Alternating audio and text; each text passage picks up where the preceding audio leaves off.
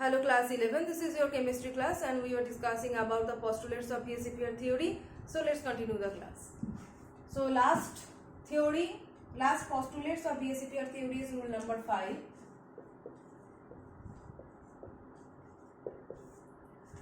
So what does it predict? Rule number 5 is saying about the unshared electron pair on central atom having incomplete valence causes greater repulsion, which results in significant contraction in bond angle. Okay, so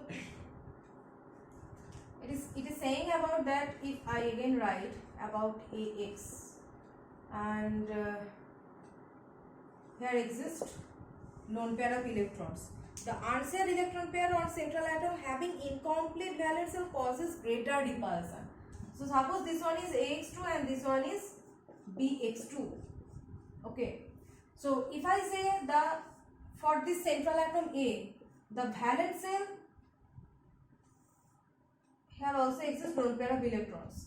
If we compare the valence shell electrons of A and B, and if I say that for B, the valence shell is not fulfilled, okay, incomplete valence shell. This central atom B has incomplete valence shell.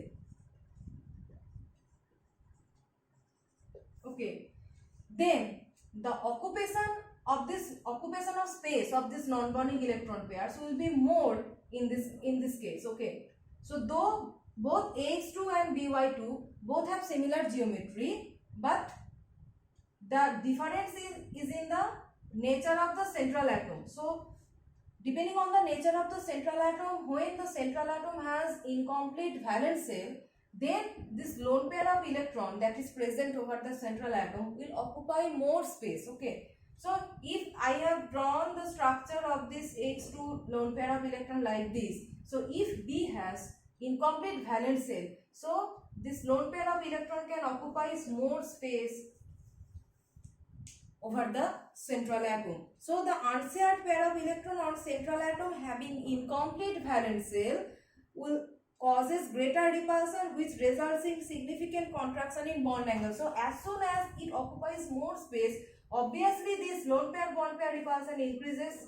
When it occupies more, as soon as the occupation of space increases, the repulsive factor, steric factor will also increase, right? So increase in size means steric factor, repulsion factor will increase. So if we compare this and this, due to the incomplete valence shell, this lone pair of electron is occupying more space, and that's why the repulsive factor here is higher. This repulsion is higher than this repulsion. Okay, here also exists repulsion and here also exists repulsion, but due to the more occupation in space, this repulsion is higher. So here bond angle will also be lower. Though the geometries are same, bond angle in BX2 will be lower. So if we just explain with one example, like PH3 and H2S. So the bond angles are reduced to 94 degree and 92 degree. We can compare.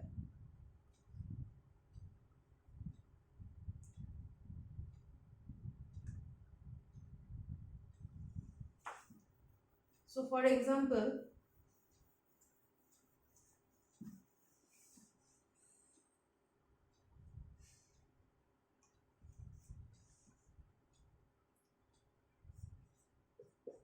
you can compare also PH3 and NH3. Okay, if you compare PH3 and NH3, they are having the structures like this, PH3 and NH3.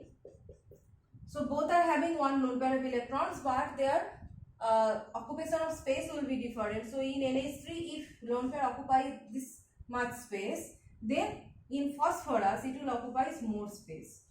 Okay, more space. You know that you can also incomplete valence shell, you can also compare it with the size factor. You can also compare with the size factor. So in the periodic table, this one is group 15. So in periodic table in group 15, if you go downwards, nitrogen, phosphorus, arsenic, antimony and bismuth in group 15. So on going down the group in group 15 or any group, actually size increases. So on going from nitrogen and phosphorus, size increases.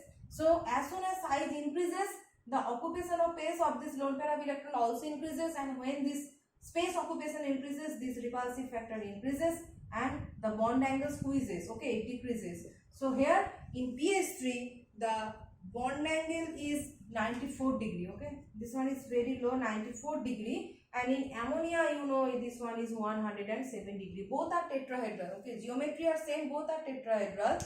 Ammonia is 107 degree, somewhat lower than 109 degree due to lone pair bond pair repulsion, but here the similar geometry, both are group 15 elements, still the bond angle in pH3 it is 94 degree because the occupation of this lone pair of electron, space occupation is higher here, and that's why it's imparting more repulsion and squeezing the bond angle to 94 degree. So you can compare, these are much different, okay. So in this way you can compare the bond angles by comparing the size or the incomplete valence shell of the atoms, okay.